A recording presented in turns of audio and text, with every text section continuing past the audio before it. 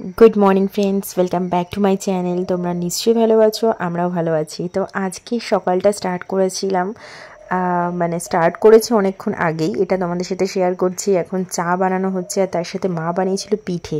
তো এই পিঠেটা হলো চালের গুঁড়ো আর গুড় দিয়ে আর অল্প সুজি দিয়ে মিক্স করে জাস্ট গোলা রুটির মতো পিঠেটা খেতে কিন্তু খুব ভালো হয়েছিল। তো এইরকম শীতকালে চা খেতে কারা কারা পছন্দ করো জাস্ট কমেন্ট করো আমাকে, আমার তো দারুণ লাগে খেতে।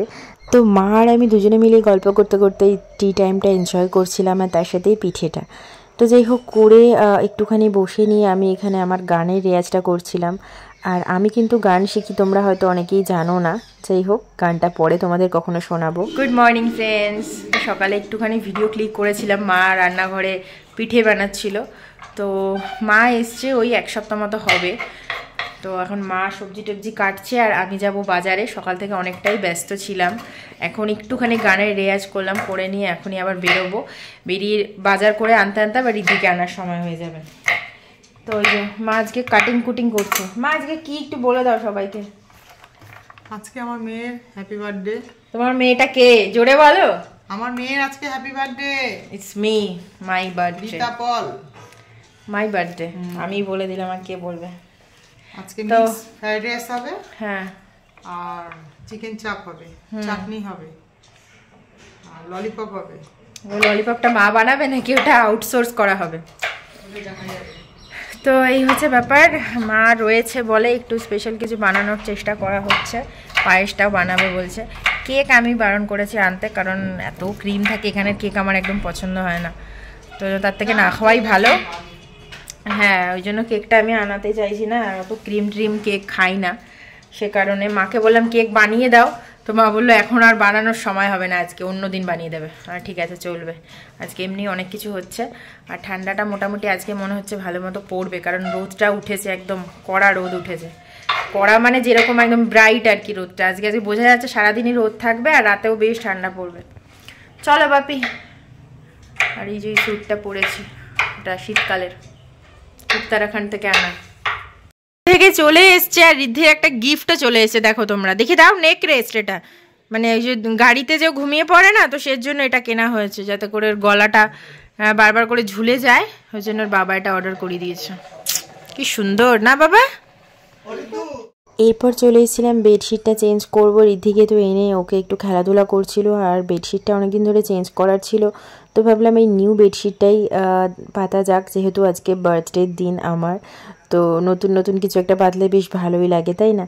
তো বেডশিটগুলো চেঞ্জ করলাম আর তার সাথে পিলো কভারগুলো দিয়ে দিলাম। আর এটা না 4 পিলো কভারের একটা সেট। তো বেডশিটটা কিন্তু বেশ ভালো লাগে আমার। তো যাই হোক এটাকে পেতে দিলাম। আর এরপর চলে এসেছিলাম স্নান করে পুজো দেব। তো পুজো দেওয়ার জন্য না আজকে সিংহাসনটাকে একটু সরিয়ে একটু মোছামুছি করছি, আর একটু ডিরেকশানটা চেঞ্জ করছি। কারণ বলে যে পুজো দিতে গেলে না পূর্ব দিকে মুখ করে পুজো দিতে হয়। মানে আমি যখন পুজো দিতে বসবো আমার মুখটা যেন পূর্ব দিকে থাকে বা উত্তর দিকে থাকে, সেটাও হতে পারে। তো আমি অ্যাকচুয়ালি পূর্ব দিকে যেন মুখ করে থাকে সেটার চেষ্টাই করছিলাম। তো প্রথমে তো একটু কোণাকুনি রাখছিলাম, দেখছিলাম কোণাকুনি রাখলে অনেকটা প্লেস নিয়ে নেবে আর দেখতেও খুব একটা ভালো লাগছে না। তো এই জন্য পরে আবার ডিরেকশানটা চেঞ্জ করলাম। আর এই সিংহাসনটা আমি এখানে পুরুলিয়াতে আসার পরেই বানিয়েছি, যারা তোমরা আগে দেখোনি তাদের জন্য বলে দিচ্ছি। এই সিংহাসনটা আমার এখানে পড়েছিল প্রায় ওই 6000 মতো, ওই 5.5 মতো পড়েছিল বলতে পারো। নিচে কিন্তু একটা বক্সও করা আছে। আর এখানে ঠাকুরটাও তো আমি দিয়ে দিচ্ছি, আর গণেশ ঠাকুর রয়েছে। এই গণেশ ঠাকুরটা না আমার অ্যাকচুয়ালি অ্যানিভার্সারিতে গিফট পাওয়া, আমাদেরই একজন কালিগ দিয়েছিল। তো আমি ভাবলাম যে এত বড় গণেশটাকে আর কোথায় রাখবো, সিংহাসনেই প্লেস করে দিই, সিংহাসনেই বসে পুজো পাক। আর আজকে গণেশের জন্য ফেভারিট গণেশের লাড্ডু নিয়ে এসেছিলাম, যাতে করে গণেশ ঠাকুর একটু খুশি হয়, খুশি হয়ে আমাকে আশীর্বাদ করে না, সেই জন্য। জোকস অ্যাপার্ট, ঠাকুর তো সবার জন্যই ভালো চাইবে, আর পার্টিকুলার আমার জন্য আর আলাদা করে কিছু না। তো যাই হোক ঠাকুরকে পুজো দিয়ে নিয়েছিলাম। আর দুপুরের লাঞ্চ তোমাদেরকে আর দেখাতে পারিনি, এতটাই বিজি হয়ে গেছিলো শিডিউলটা। তারপর চলে এসেছি একদম ইভিনিং টাইমে, মা এখানে পায়েস বানাবে। Good evening friends.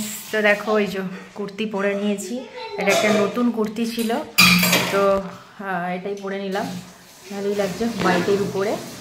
আর এই যে মা এখন রান্নাঘরে এখনও ব্যস্ত রয়েছে। তো আজকে তোমাদের সাথে ঠিকভাবে কোনো রেসিপি বা কী বানানো হচ্ছে ভাবে শেয়ার করা হয়নি, দেখিয়ে দেবো কী কী খাওয়ার মা বানিয়েছে। আর এখন জাস্ট পায়েসের বাটিটা নিয়েছি, এই যে পায়েস, পায়েস হয়ে গেছে অলরেডি। তো ড্রেসের সাথে দেখো নেল পলিশটাও ম্যাচ হয়ে গেছে। আর এখানে মা ফ্রাইড রাইসটা বানাচ্ছে, এটাই বাকি ছিল, বাকি চিকেন তো বানিয়ে নিয়েছে দুপুরে। আর এই তাকা না, ঠিক করে এরকম করে চোখ করে থাকিস কেন তুই বাবু? এই যে আমাদের পকু, তো দাদা ভাইয়ের বার্থডেতে ওকে দেখেছো, মানে মিস্টার পলের বার্থডেতে আর আমার বার্থডেতেও দেখতে পাচ্ছ ওকে। দেখা ভালো করে, এটা তো তোর ফটো ভিডিওটা থেকে যাবে আমাদের কাছে। এই যে পকুলি আর এই যে ঋদ্ধি, এই যে ঋদ্ধি, হ্যাঁ। আর আমাকে এখন মা বলছে একটু পায়েস খাওয়াবে। তো এই যে মা এখানে শাড়ি টাড়ি পরিয়ে মাকে রেডি করিয়ে নিয়েছি, মা এখন এখানে আমাকে পায়েস খাওয়াবে। ঋদ্ধি, এই ঋদ্ধি বলছি, পকু একটু ধর তাহলে। এরপরে মা আমাকে একটু পায়েস খাইয়ে দিয়েছিল। আর রাতের ডিনারটা পুরোটাই স্কিপ হয়ে গেছে, তোমাদেরকে কিছুই দেখাতে পারিনি, বিকজ অ্যাকচুয়ালি 2-4 জনকে বলা হয়েছিল, তো তারা আসার পর তাদের সাথে গল্প গুজব করতে করতে না সেভাবে আর ভিডিও বানাতে পারিনি। আর সেইভাবে সাজিয়ে গুছিয়ে আমার সামনে আর রাখাও হয়নি, যে কারণে তোমাদেরকে আর দেখানো হয়নি। যাই হোক, চলো আজকের এই বার্থডে ব্লগটা তোমাদের কেমন লাগলো, কতটা তোমরা রিলেট করতে পারলে আমাকে কমেন্টস করে জানিও। আর যারা নতুন দেখছো আমার এই চ্যানেলে, তাদেরকে বলবো চ্যানেলটাকে সাবস্ক্রাইব করে আমার পাশেই থেকো। ভিডিওটা ভালো লাগলে একটা লাইক করে দিতে পারো, আর অবশ্যই করে নিজেদের ফ্রেন্ডস ফ্যামিলির সাথে শেয়ার করতে পারো। আর চলো দেখা হচ্ছে তোমাদের সাথে আরেকটা নতুন ভিডিও, ততক্ষণের জন্য খুব ভালো থেকো, টাটা।